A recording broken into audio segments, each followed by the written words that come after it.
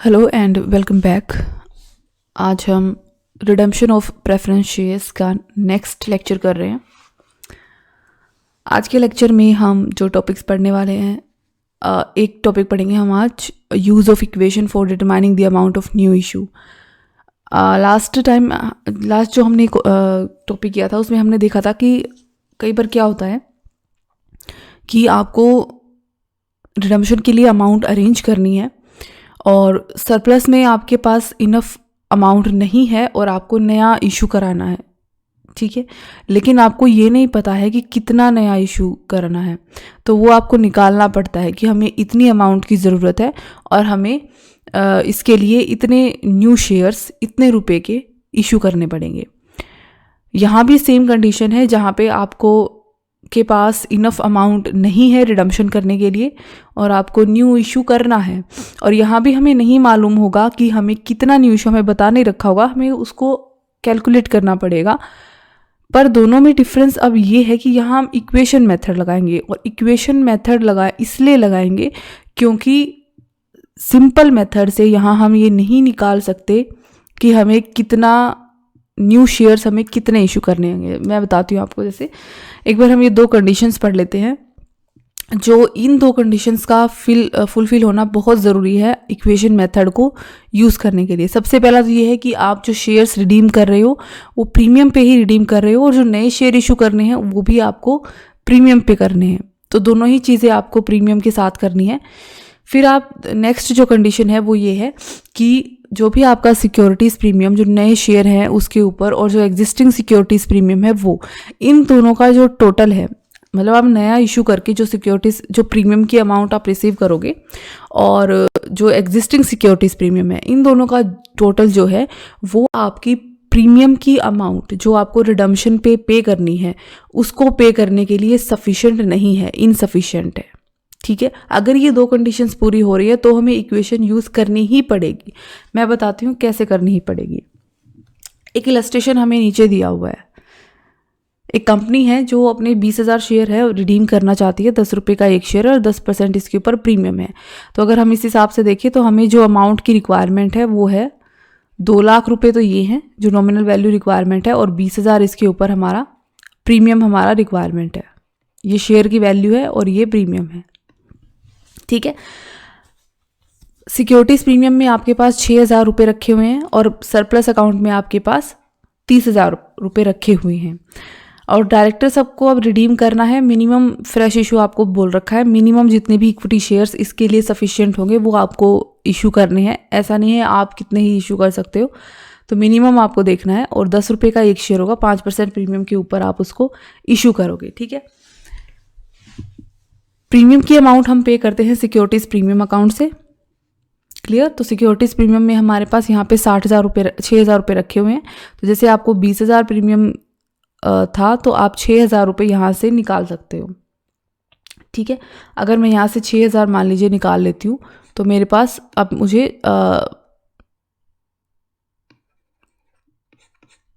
इतने और चाहिएंगे, ठीक है।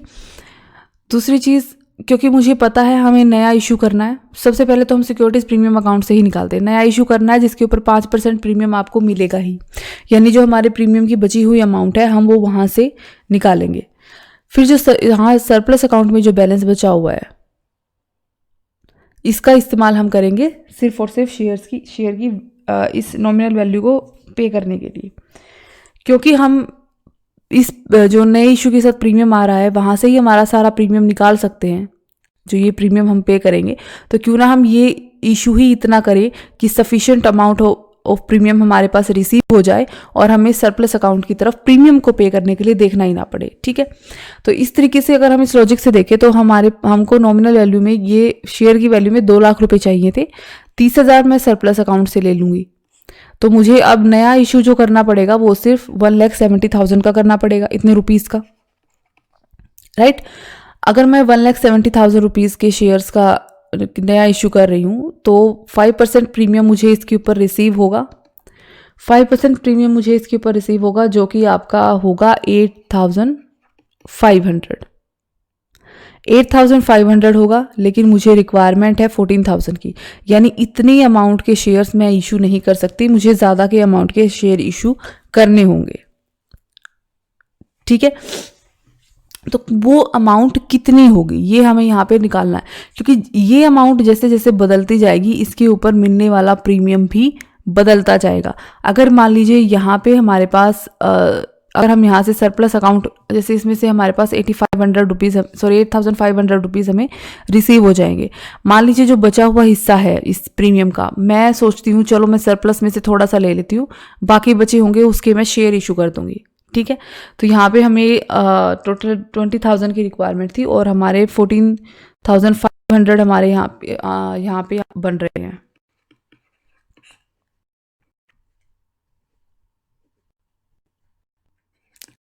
की और रिक्वायरमेंट पड़ेगी। ठीक है, अब मैं सोचूं कि इतना मैं सरप्लस में से निकाल तो सकते हैं, या प्रीमियम भी सरप्लस में से निकाल लेती हूँ, बाकी का इशू करा लूँगी। अगर मैं इसको सरप्लस में से निकाल दूंगी, अगर मैं इन रुपीज़ को सरप्लस में से निकाल दूंगी और सरप्लस में मेरे पास 24,500 रुपीज़ रह जाएंगे, तो इसका मतलब होगा जो मेरा नया इशू होगा में से बनेगा। ठीक है, यानी मेरे नए इशू की जो अमाउंट है वो अब चेंज हो गई। अगर नए इशू की अमाउंट चेंज हो गई तो इसका मतलब है इस प्रीमियम की अमाउंट भी चेंज हो गई। तो जितनी बार आप ये एक्सरसाइज, और ये अमाउंट चेंज हो गई तो मतलब आपको अब रिक्वायरमेंट अलग हो गई, फिर अगर आप सरप्लस में से निकालोगे तो फिर से ये अमाउंट चेंज हो जाएगी आपकी। तो ये एक्सरसाइज, यहाँ से आपका कोई कंक्लूजन नहीं निकल सकता कि आप कितने मिनिमम जो आपको चाहिए है उतना आप फ्रेश इशू करो, मतलब जितने की रिक्वायरमेंट है उतने ही हो जाए, उससे ज़्यादा ना हो। ठीक है, तो इसलिए हम क्या करते हैं, इस चीज़ के लिए हम एक इक्वेशन का इस्तेमाल करते हैं जिससे कि हम आसानी से ये निकाल सकें कि हमारा जो न्यू इशू होगा वो कैसे होगा। अगर यहाँ पे हम ये प्रीमियम वाली कंडीशन नहीं होती और अगर मान लीजिए हम यहाँ पे ये प्रीमियम पे नहीं बल्कि एट पार हम इशू कर रहे होते, तो उस केस में हम क्या कर सकते थे, क्योंकि हमें यहाँ पे प्रीमियम, हमें पता था सिक्योरिटीज प्रीमियम हमारा वहाँ से नहीं निकलेगा, यहाँ से प्रीमियम नहीं निकलेगा, तो जितना भी प्रीमियम आपको रिडम्पशन पे करना है सारा का सारा यहाँ से और सरप्लस अकाउंट से पे करना है। तो हम क्या कर देते, 6,000 तो हमें यहाँ से आ जाएंगे, 14,000 हम यहाँ से निकाल लेते। ठीक है, तो 30,000 में से 14 और इसमें से 6 निकाल लेते, ये 20,000 हमारा यहाँ पे कंप्लीट हो जाता। बाकी सरप्लस में जितनी अमाउंट बचती उसको मैं 2 लाख में से डिडक्ट कर देती और जितना भी पैसा बचता एट पार मैं उतने रुपए के शेयर इशू कर देती। बहुत ही इजी एक्सरसाइज होती, लेकिन क्योंकि अब हमें दोनों ही जगह पे हमें सिक्योरिटीज प्रीमियम जो है वो इशू भी हमें प्रीमियम पे कर रहे हैं और हमारे पास रिडम्पशन भी प्रीमियम पे है, तो ये इजी नहीं है या पॉसिबल नहीं है ये निकालना इस तरीके से कि आपको नया इशू जो है वो कितने का करना है। ठीक है, तो एक सिंपल सी इक्वेशन हम लेके चलेंगे। देखो, जब भी हमें रिडम्पशन करनी है तो हमें 2 अमाउंट की ज़रूरत है, एक तो ये वैल्यू, ठीक है, शेयर की, प्लस उसके ऊपर प्रीमियम आप पे करते हो, राइट। और ये अमाउंट हम कहाँ कहाँ से निकालते हैं, कौन कौन से अकाउंट से निकालते हैं, अगर आप देखो हम ये अमाउंट निकाल सकते हैं सिक्योरिटीज प्रीमियम अकाउंट से लेते हैं हम, प्लस ये अमाउंट हम लेते हैं, दोनों अमाउंट सरप्लस अकाउंट से, प्लस हम ये अमाउंट लेते हैं न्यू इशू से, प्लस और न्यू इशू के ऊपर जो हमें प्रीमियम रिसीव होने वाला है वहां से। ठीक है, इन 4 जगहों से हम इन दोनों के लिए जितने भी अमाउंट की रिक्वायरमेंट होती है उसकी हम अरेंजमेंट करते हैं। तो इसका मतलब ये है कि इन दोनों को मैं इक्वल रख सकती हूँ कि जितनी ये अमाउंट है, जितनी की हमें रिक्वायरमेंट है उतनी ही अमाउंट हम इन 4 जगह से अरेंज करेंगे। ठीक है, तो मैं इन दोनों को इक्वल रख सकती हूँ। अब हमें ये मालूम है कि हमारी कितनी वैल्यू कितनी चाहिए हमें शेयर की, हमें प्रीमियम मालूम है कि रिडम्पशन पे कितना प्रीमियम की अमाउंट चाहिए, हमें पिछली बार का सिक्योरिटीज प्रीमियम अकाउंट मालूम है, हमें सरप्लस अकाउंट का बैलेंस मालूम है, हमें क्या मालूम नहीं है कि कितना नया इशू करना है और उसके ऊपर कितना प्रीमियम हमें रिसीव होगा। ठीक है, तो अगर मान लीजिए मैं इस नए इशू को x मान लेती हूँ और जितना भी परसेंटेज प्रीमियम है उसका ये मान लीजिए 10% प्रीमियम है, तो मैं इसको इस तरीके से मान लेती हूँ। तो ये मेरी एक इक्वेशन बन जाएगी जिसको मैं सोल्व करके अगर इस x की वैल्यू निकाल लेती हूँ तो मुझे नए इशू की वैल्यू भी मिल जाएगी और उस पर प्रीमियम की वैल्यू भी मिल जाएगी, और वो इक्वल होगी, मतलब वो सफिशिएंट होगी ये प्रीमियम पे करने के लिए और ये सारी जो ये वैल्यू आप पे करने वाले हो, प्राइस जो पे करने वाले हो शेयर का, उसके लिए, क्योंकि हम यहाँ पे इसको इक्वल बना कर ही ये सारा एक्सरसाइज कर रहे हैं। ठीक है, तो अब हम देखते हैं। अब हमारे पास इक्वेशन है बिल्कुल सिंपल, इसमें हमें सिर्फ अमाउंट पुट करनी है। तो ये वैल्यू कितनी है, 2 लाख, प्लस प्रीमियम कितना है, 20,000। सिक्योरिटीज प्रीमियम का अकाउंट दे रखा है, बैलेंस दे रखा है 6,000। सरप्लस अकाउंट का बैलेंस दे रखा है 30,000। न्यू इशू को हमने मान लिया x, और जो नए शेयर जो आप इशू कर रहे हो वो आप कर रहे हो 5% प्रीमियम के ऊपर, तो इस x का 5% हमें लेना है। तो ये हमारे पास हो जाएगा प्लस 5x डिवाइडेड बाई 100। ठीक है, इसको मैं सोल्व कर लेती हूँ, ये मैंने काट लिया।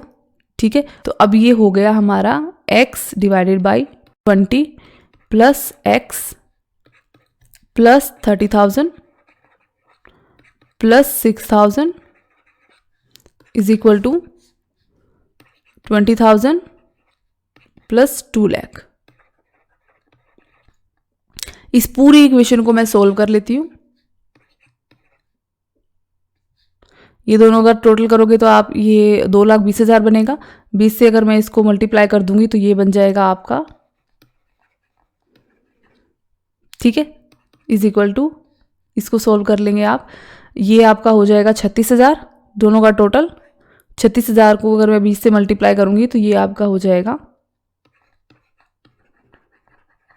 ठीक है, प्लस 20x प्लस इसको सोल्व करेंगे तो ये हो जाएगा x, ये हट जाएगा। अब तो ऊपर आपका आ जाएगा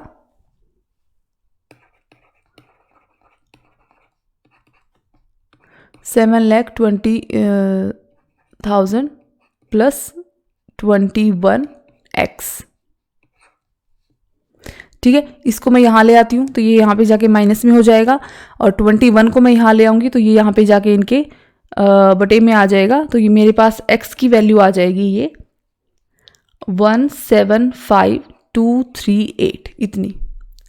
ठीक है, इतने रुपीस, यानी जो न्यू इशू है हमारा वो होना चाहिए है 1,75,238 रुपीज़ का। तब हम जो भी हमें रिक्वायरमेंट है अमाउंट पैसे की, वो हम उसको बिल्कुल मिनिमम नंबर ऑफ शेयर को इशू करके हम अरेंज उसको कर सकते हैं। ठीक है, अब हमें निकालना है कि नंबर ऑफ शेयर कितने होंगे। तो क्वेश्चन में हमें बता रखा है कि जो नए शेयर आप इशू करोगे उसमें एक शेयर की वैल्यू होगी 10 रुपये।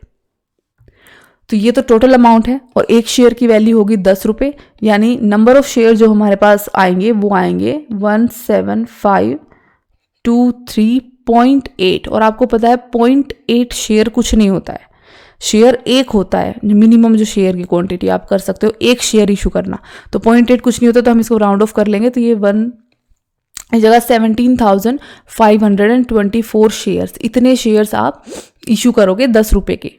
ठीक है, 10 रुपये के तो ये शेयर, ये तो नॉमिनल वैल्यू है, प्लस इसके साथ आपको इसके प्रीमियम भी मिलेगा। तो इसका 1,75,238 का 5% सिक्योरिटीज प्रीमियम भी आपको यहाँ पे रिसीव होगा। जितना भी इसका प्रीमियम मिलेगा हम इसमें निकाल लेंगे।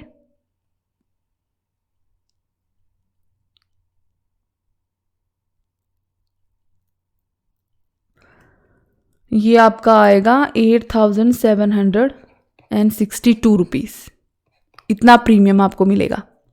ठीक है, तो अब देखो प्रीमियम की पहले हमारे पास सिक्योरिटीज प्रीमियम अमाउंट में हमारे पास 6,000 रुपये रखे हुए थे, और अब हमारे पास इतने रुपए आ गए। ठीक है, तो सिक्योरिटीज प्रीमियम अमाउंट में हमारे पास टोटल अमाउंट हो गई 14,762 रुपीज़, और हमें जो रिक्वायरमेंट थी प्रीमियम पे करने के लिए वो आपको पता है हमें थी कितनी, 20,000, ठीक है। 20,000 की रिक्वायरमेंट थी, हमारे पास इतनी अमाउंट आ गई। जो हमारे पास बची हुई अमाउंट है, इसको अगर मैं इसमें से माइनस कर देती हूँ तो ये हो जाएगी हमारे पास 5,238 रुपीज़। ये मैं निकाल सकती हूँ अब सरप्लस अकाउंट से, ठीक है।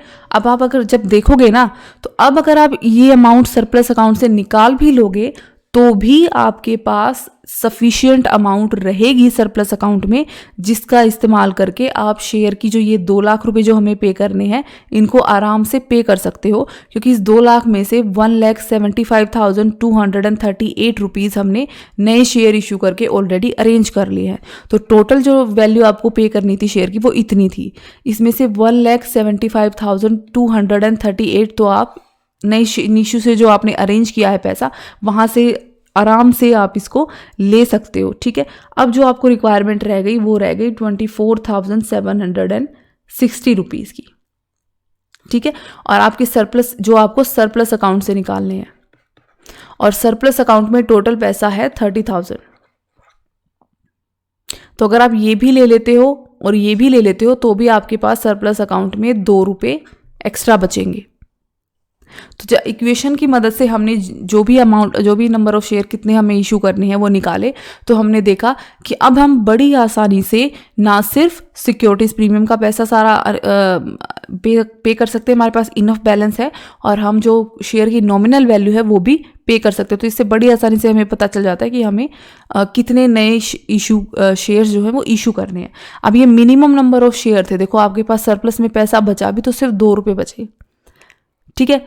ऐसा नहीं है कि आपने बहुत ज़्यादा रुपए के शेयर नए इशू कर दिए और सरप्लस अकाउंट में आपके पास बहुत सारे पैसे बच गए, ऐसा कुछ नहीं है। हमने बिल्कुल जितनी रिक्वायरमेंट थी उतने ही अरेंज किए हैं हमारे पास। तो हमारा सिक्योरिटीज प्रीमियम अकाउंट भी यूटिलाइज हो गया, सरप्लस अकाउंट भी यूटिलाइज हो गया, और नए शेयर इशू करके जो पैसा है वो भी इतना था कि जितने की हमें रिक्वायरमेंट थी उतना ही, सिर्फ 2 ही रुपये हमारे पास एक्स्ट्रा बचे, ठीक है।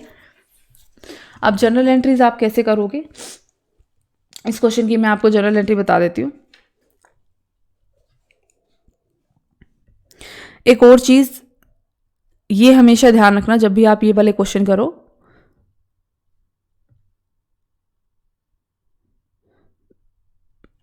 कि इसमें आपके पास ये दोनों शर्तें पूरी, जैसे मैंने बताया दोनों शर्तें पूरी होनी चाहिए कि दोनों आपके पास जो है रिडम्पशन जो करनी है वो भी प्रीमियम पे करनी है, नया शेयर जो इशू करना है वो भी प्रीमियम पे करना है, प्लस आपको ये देखना है सबसे पहले कि जो आपके पास पहले से सिक्योरिटीज़ प्रीमियम अकाउंट का पैसा पड़ा है और जो आपके पास नया जो आप इशू करके सिक्योरिटीज़ जो प्रीमियम की अमाउंट अरेंज करोगे, क्या वो सफिशिएंट है इस जो है प्रीमियम को पे करने के लिए, रिडम्पशन वाले। तो जो कि हमने यहाँ पे करके दिखाई थी कि 6,000 पहले से बचे हुए हैं, 1,70,000 अगर मैं इशू करती हूँ तो मुझे इतना प्रीमियम मिलेगा, जो सफिशिएंट नहीं था, तभी हम इक्वेशन की तरफ बढ़े थे। अगर वो सफिशिएंट होता, मान लीजिए ये 30,000 मैं इसमें से माइनस कर देती और मेरे पास जितना 1,70,000 आता और फिर हम 14,500 हमारा टोटल बन रहा था, ठीक है। और हमें जो नए इशू पे रिडम्पशन पे प्रीमियम पे करना था वो 14,500 ही होता, फिर तो हमें कुछ निकालने की ज़रूरत नहीं थी। फिर तो हमारा जो 1,70,000 की अमाउंट आ रही थी सरप्लस को माइनस करके इन 2 लाख में से, फिर हम इतने का इशू कर देते, क्योंकि प्रीमियम तो हमारा पे हो ही रहा है दोनों नए इशू पे आने वाले प्रीमियम से और इससे, ठीक है। तो उस केस में हम कुछ नहीं करते, लेकिन क्योंकि 14,500 हमारा अरेंज हो रहा था और 20,000 की हमें रिक्वायरमेंट थी, ये कम पड़ रहा था, इसीलिए हम इक्वेशन के लिए आगे बढ़ेंगे, ठीक है। तो अभी हम इसकी जनरल एंट्रीज कर लेते हैं। जनरल एंट्रीज बिल्कुल सिंपल है, आपको कुछ नहीं करना। जैसे हम नए शेयर, सबसे पहले न्यू इशू की एंट्री करेंगे, तो न्यू इशू की एंट्री आपकी बन जाएगी bank account debit to equity share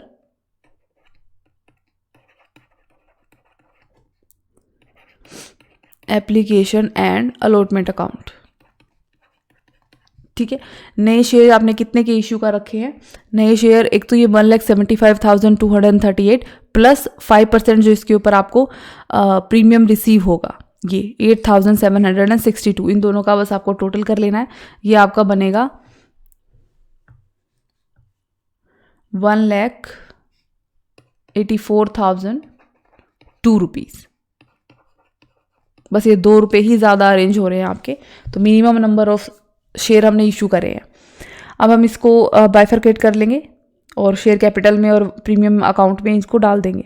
तो equity share application and allotment account debit to equity share capital account and to securities premium account. ठीक है, टोटल 1,84,002 रुपीज़, और कैपिटल में चले जाएंगे 1,75,240 और 8,762। ठीक है, इसमें से प्रीमियम माइनस कर दिया तो ये कैपिटल की अमाउंट हमारे पास आ गई। अब हमें क्या करना है, अब हमें करना है प्रीमियम की अरेंजमेंट करनी है। ठीक है, जो प्रीमियम आप पे करोगे तो दो जगह से लेंगे हम। एक तो लेंगे सिक्योरिटीज़ प्रीमियम से, सो सिक्योरिटीज़ प्रीमियम अकाउंट डेबिट। ठीक है, कितना प्रीमियम, सिक्योरिटीज़ प्रीमियम का बैलेंस कितना, पहले 6,000 था प्लस ये आ गया नए इशू से, तो टोटल बैलेंस बन गया हमारा 14,762 रुपये। ठीक है, टोटल हमें चाहिए कितना था, 20,000। तो बचा हुआ पैसा हम कहाँ से निकाल लेंगे, सरप्लस अकाउंट से। 5,238 रुपीज़। टू कौन से अकाउंट में ट्रांसफ़र करेंगे हम, प्रीमियम ऑन रिडम्पशन अकाउंट पे। इस अकाउंट में ट्रांसफ़र करेंगे और फिर हम इस अमाउंट का इस्तेमाल करेंगे आपकी रिडम्पशन के ऊपर पेमेंट करने के लिए। ये हो गया टोटल 20,000। ठीक है, प्रीमियम की अरेंजमेंट हो गई। अब हम अरेंजमेंट करेंगे जो शेयर की वैल्यू आपको पे करनी है। तो न्यू इशू से तो हम 1,75,000 समथिंग अरेंज कर ही चुके हैं। अब हमें सिर्फ क्या करना है, बचा हुआ पैसा सरप्लस अकाउंट से कैपिटल रिडम्पशन रिजर्व अकाउंट में ट्रांसफ़र करना है। ठीक है, कितना पैसा आपको और चाहिए होगा, 24,760। हो गया पैसा अरेंज, 2 रुपये अभी भी सरप्लस अकाउंट में बच जाएंगे आपके। अब हम करेंगे दोनों पैसा हमें अरेंज कर लिया, प्रीमियम वाले अकाउंट में पैसा आ गया, कैपिटल रिडम्पशन रिजर्व में पैसा आ गया, नए इशू से पैसा आ गया आपके पास। अब हमें सिर्फ पेमेंट करनी है। तो 12% पेमेंट की 2 एंट्री है हमारे पास, redeemable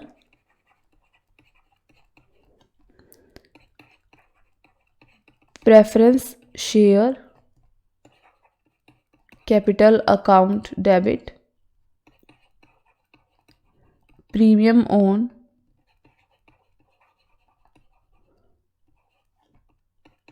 redemption account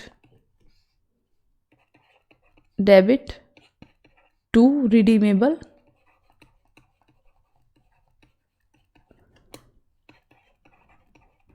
preference share holders account.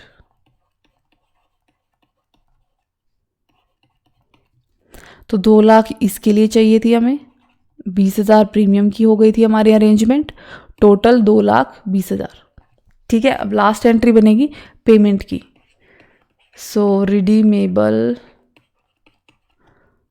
Preference share holders account debit, इनको हम पे कर देंगे तो पैसा हमारे पास से चला जाएगा टू बैंक अकाउंट। 2,20,000 आपने पे कर दिया। ठीक है, बिल्कुल इजी है, कोई भी डिफ़िकल्टी नहीं है। बस आपको 2 ही चीज़ें स्टार्टिंग में ध्यान रखनी है।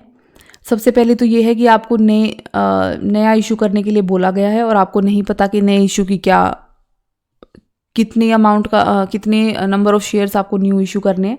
ठीक है, दूसरी चीज़ ये है कि आपको रिडम्पशन जो करनी है वो भी प्रीमियम पे करनी है, और आपको जो नया इशू करना है वो भी आपको प्रीमियम पे करने को बोला गया है। फिर आपके पास एक चीज़ ये है कि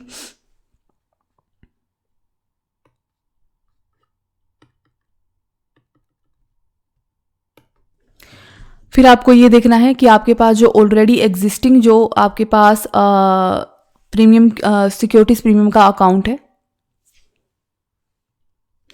वो, प्लस जो नया इशू आप अपने हिसाब से निकालोगे, जैसे एट पार पे जैसे हमने कैलकुलेट किया था कि सरप्लस अकाउंट को हमने सरप्लस की अमाउंट को हमने जो नॉमिनल वैल्यू है शेयर की उसमें से माइनस कर दिया था, जितना भी बैलेंस आया था वो पूरा का पूरा टोटल हम नया इशू मान लेंगे और उसके ऊपर प्रीमियम की अमाउंट निकाल लेंगे।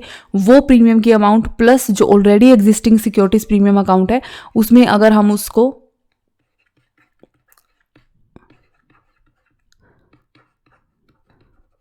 ऐड कर देंगे, ठीक है, तो जो भी आपका टोटल आएगा क्या वो सफिशिएंट है रिडम्पशन के प्रीमियम को पे करने के लिए। अगर सफिशिएंट है तो कोई प्रॉब्लम नहीं है, हमें आगे बढ़ना ही नहीं है, इक्वेशन की तरफ जाना ही नहीं है, हम ऑलरेडी निकाल ही चुके हैं हमारी जो नॉमिनल वैल्यू टोटल हमें चाहिए है उसमें से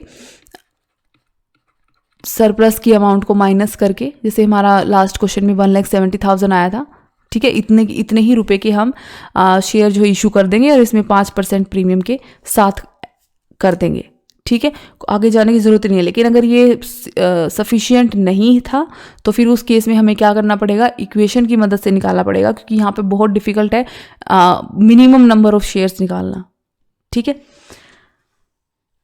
ओके।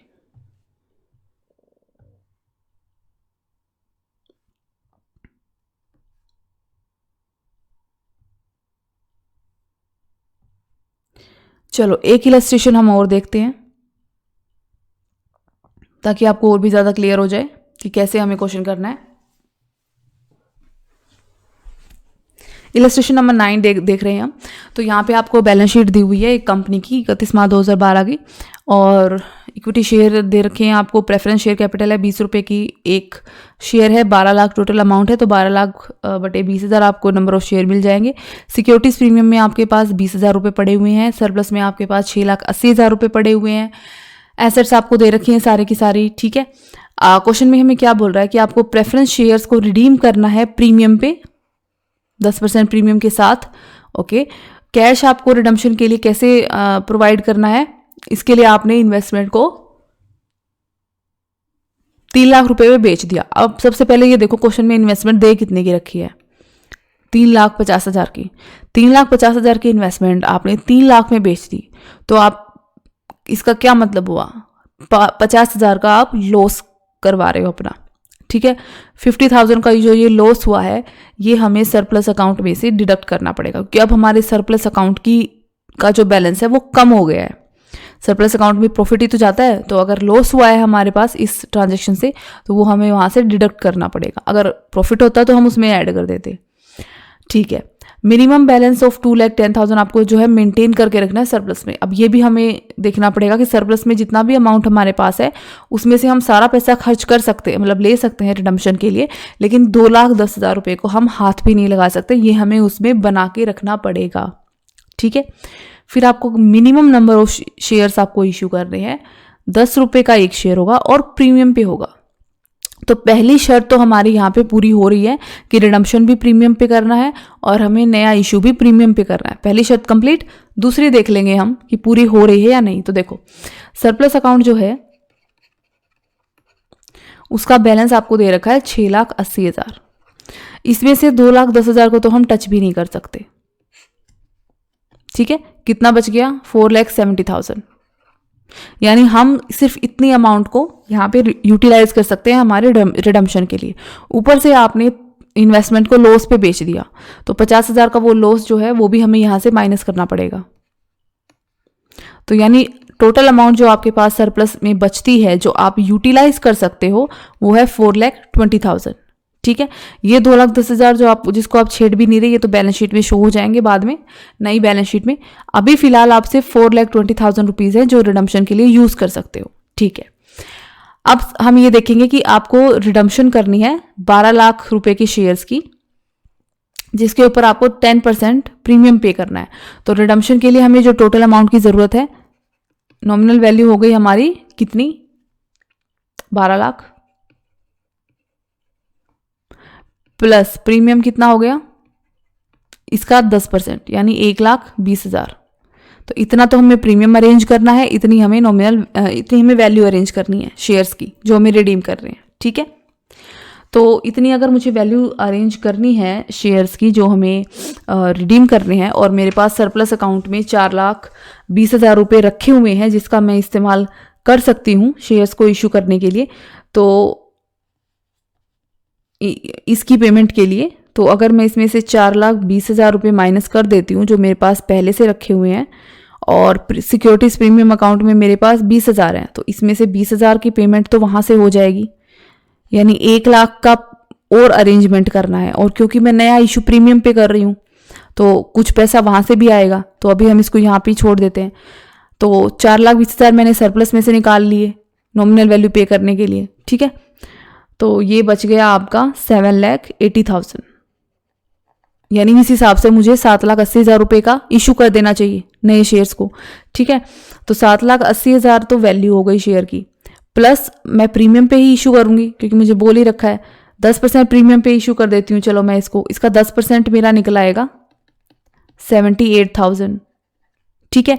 इस 70 और हमें रिक्वायरमेंट कितने की है 1,00,000 की, यानी जो पहले से मेरे पास सिक्योरिटीज प्रीमियम में बैलेंस पड़ा हुआ है 20,000, और ये नए इशू से जो भी मैंने अंदाज़ा लगाया है यहाँ पर नए इशू का जो अमाउंट निकाली है उसके साथ जो प्रीमियम आ रहा है उसका दोनों का टोटल जो ये 98,000 है, ये सफिशिएंट नहीं है मेरा इस प्रीमियम की अमाउंट को पे करने के लिए जो मुझे रिडम्पशन पे चाहिए है, ठीक है। तो पहली शर्त तो हमारी पूरी हो ही गई थी कि रिडम्पशन भी प्रीमियम पे है और हमारा नया इशू भी प्रीमियम पे है, और यहाँ दूसरी शर्त भी पूरी हो गई कि जो ऑलरेडी हमारे पास सिक्योरिटीज प्रीमियम में पैसा पड़ा हुआ है प्लस जो ये नया इशू हमने निकाला है इससे जो हमें प्रीमियम मिलेगा उसका अमाउंट हमारे पास सफिशिएंट नहीं है सिक्योरिटीज प्रीमियम का पैसा पे करने के लिए रिडम्पशन पे। तो इसका मतलब है हमें यहाँ पे इक्वेशन यूज करनी पड़ेगी, ठीक है। चलो फिर इक्वेशन से कर लेते हैं। इक्वेशन क्या कहती है हमारी, जितनी अमाउंट आपको रिक्वायरमेंट है नॉमिनल वैल्यू वाली plus securities premium is equal to, कहाँ से हम ले सकते हैं। देखो अगर हमें सिक्योरिटीज प्रीमियम का पैसा बैलेंस दे रखा है तो हम वहां से ले सकते हैं, तो 20,000 ये प्लस, और कहाँ से निकालेंगे सरप्लस से कितना निकाल सकते हैं 4,20,000 प्लस न्यू इशू जो हमें मालूम नहीं है प्लस 10% प्रीमियम, तो 10x डिवाइडेड बाई 100, इसको मैं ये कर दूंगी तो ये हो जाएगा x डिवाइडेड बाई 10, ठीक है। इसमें ये ऐड कर देंगे, इसमें ये ऐड कर देंगे, इस सब का हम एलसीएम ले लेंगे 10, ठीक है। सोल्व कर लोगे आप तो ये आपका आ जाएगा पूरा x की वैल्यू आ जाएगी 8,00,000, यानी 8,00,000 रुपए के शेयर आपको इशू करने हैं, ये मिनिमम है। प्लस इसके ऊपर 10% आपको प्रीमियम रिसीव होगा जो कि होगा 80,000 का। तो 20,000 मेरे पास पहले से पड़े हुए हैं, 80,000 ये आ गए 1,00,000, और बाकी का 20,000 मैं यहाँ से निकाल सकती हूँ सरप्लस अकाउंट में से, ठीक है। अगर मैं बाकी का 20,000 सरप्लस में से निकाल भी लेती हूँ तो सरप्लस में अब मेरे पास बच जाएगा प्रीमियम पे करने के बाद 4,00,000 रुपए। 8,00,000 मुझे नए इशू से मिल रहे हैं, 4,00,000 मुझे सरप्लस से मिल रहे हैं, टोटल हो गया 12,00,000, और 12,00,000 की ही मुझे यहाँ पे रिक्वायरमेंट है। तो आप देखोगे एक भी रुपया फालतू हमने अरेंज नहीं किया, जितने की ज़रूरत थी उतना ही हमें पता चल गया कि अगर मैं इतने के इशू कर देती हूँ शेयर 8,00,000 के, तो उसमें क्या होगा, जितनी रिक्वायरमेंट है मुझे इस रिडम्पशन के लिए सिर्फ उतना ही पैसा मिलेगा। तो ये जो minimum number of equity share है ये वाली भी हमारी कंडीशन पूरी हो गई, ठीक है। तो ये इस तरीके से आपको ये एक्सरसाइज करनी है। एक 10th इलस्ट्रेशन और है, इस इलस्ट्रेशन में जब आप देखोगे ना, आप निकाल के देखोगे तो पहली शर्त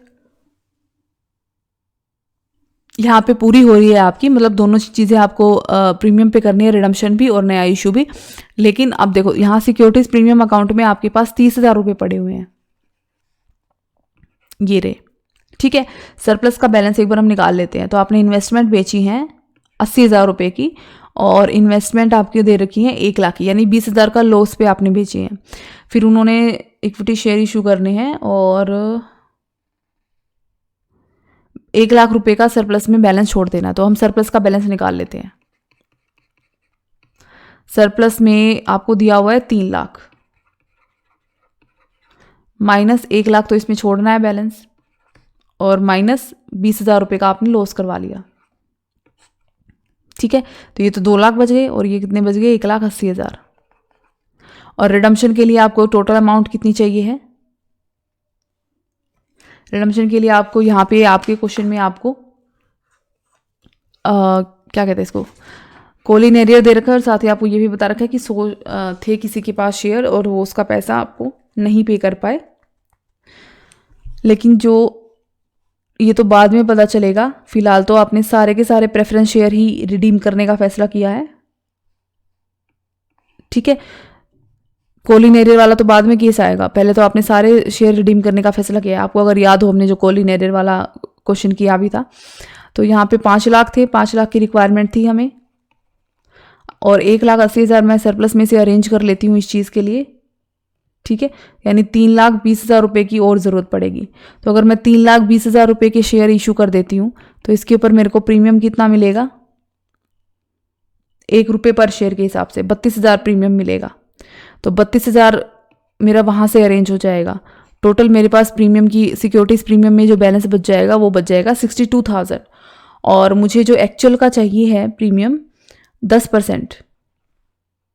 ठीक है, वो कितना चाहिए, सिर्फ 5 लाख का 10% यानी 50,000। तो आप देख रहे हो दूसरी शर्त यहाँ पे पूरी नहीं हो रही है। जो आपने ये जो नए इशू की अमाउंट निकाली है सरप्लस को इसमें से माइनस करके, इसमें आपके पास इतना पैसा आ रहा है जिससे आप प्रीमियम की अमाउंट रिडम्पशन पे कर सकते हो। तो यहाँ आपको इक्वेशन में कुछ भी निकालने की जरूरत नहीं है, सीधा सीधा आप 3,20,000 रुपये के शेयर्स इशू कर दोगे।